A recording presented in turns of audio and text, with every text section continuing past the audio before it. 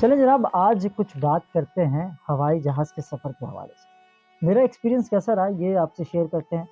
جناب۔ میرے اپنے بچپن سے ہوائی جہاز کے سفر کو ایک بڑا لگزریس سفر تصور کیا ہے، ایک بڑا ہی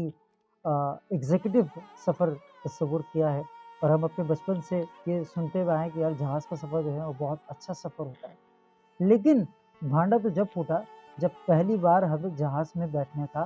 سفر کرنے کا اتفاق ہوا۔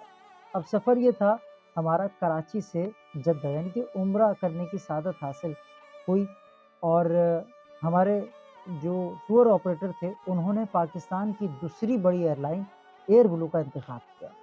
اب ایئر بلو میں 180 پیسنجر کے جہاز میں ایک واش روم، اور ایک واش روم میں بھی پانی نہیں۔ چلے جی، پانی شاید ہو سکتا نہ ہو، لیکن شاور کرنے کے لیے بھی پانی نہیں۔ اب وہ جہاز جو کراچی سے پروان بھرے گا عمرہ زائرین کے لیے، جس میں زیادہ تر لوگ احرام کی حالت میں موجود ہیں، اور 4 گھنٹے کی فلائٹ ہے۔ اب 4 گھنٹے کی فلائٹ میں حاجت ہر کسی کو ہوتی ہے، لیکن اس فلائٹ کے اندر واش روم ایک، یعنی کہ 180 پیسنجروں کے لیے ایک واش روم،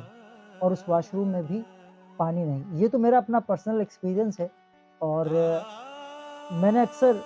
بسوں کی سیٹوں کو جہازوں کی طرح دیکھا ہے، لیکن اس ایگزیکٹو سفر کو میں نے اس خواب کی تعبیر اس طرح سے پائی کہ بسوں کی سیٹیں بہت اچھی ہوں گی اس جہاز کی سیٹوں سے، یعنی کہ اب بسوں میں آپ اگر سفر کریں تو جہاز کی سیٹوں کا تصور ملتا ہے ہمیں، لیکن وہ تصور جو جہاز میں ملنا چاہیے تھا اب وہاں پر بسوں کی سیٹیں فٹ کر دی ہیں۔ اور پھر دوسری بات یہ کہ جو پاتھ وے ہوتا ہے، یعنی کہ دونوں سیٹوں کے درمیان کی جو گزر گاہ ہوتی ہے، جسے ہم کوریڈور بھی کہہ سکتے ہیں، اس کوریڈور سے گزرنے کے لیے اتنی جگہ کہ اگر ایک مرد اور عورت آپس میں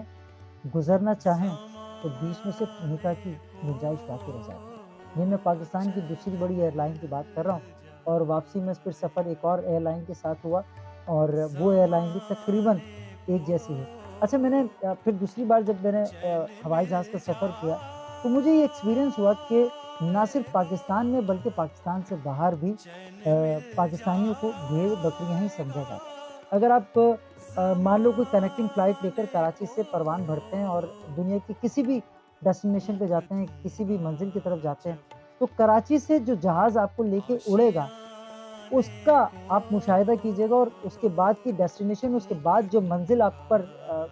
آپ نے سیٹ کر رکھی ہے، ڈیسٹینیشن آپ کی جو سیٹ ہے، آپ اس والے جہاز کا ذرا موازنہ کر کے دیکھیے کہ آپ کو زمین آسمان کا فرق نظر آئے گا۔ تو یہ صرف ہمارے ساتھ پاکستان میں نہیں بلکہ پاکستان سے باہر بھی جو ایئر لائن آپریٹ ہو رہی ہیں اس میں بھی یہ ہمیں بھیڑ بکریاں ہی سمجھتے ہیں۔ اور آپ کو کسی بھی سفر میں آپ چلے جائیں، ایئر لائن میں کسی میں بھی سفر کر لیں، ہاں کوئی ایگزیکٹو ایئر لائن ہے تو اس کا مجھے نہیں پتا، لیکن بہرحال جن ایئر لائنس میں نے سفر کیا ہے وہ ایئر لائنس ہیں اچھی، لیکن انہوں نے پاکستانیوں کو ٹریٹ بالکل بھیڑ بکریوں کی طرح ہی کر رکھا ہے۔ یعنی کہ جو کراچی سے جہاز لے کے اڑتا ہے اس کی کنڈیشن دیکھیے گا، اور اس کے بعد کی جو ڈیسٹینیشن کے بعد جس منزل کی طرف آپ جائیں گے اس کی ذرا کنڈیشن دیکھیے گا۔ اگر آپ نے کبھی کوئی سفر طے کیا ہے ہوائی جہاز کا اور یہ مشاہدہ آپ نے کیا ہے تو ضرور کامنٹ سیکشن میں مجھے ضرور بتائیے گا، میں آپ کا انتظار کروں گا۔ بہت شکریہ۔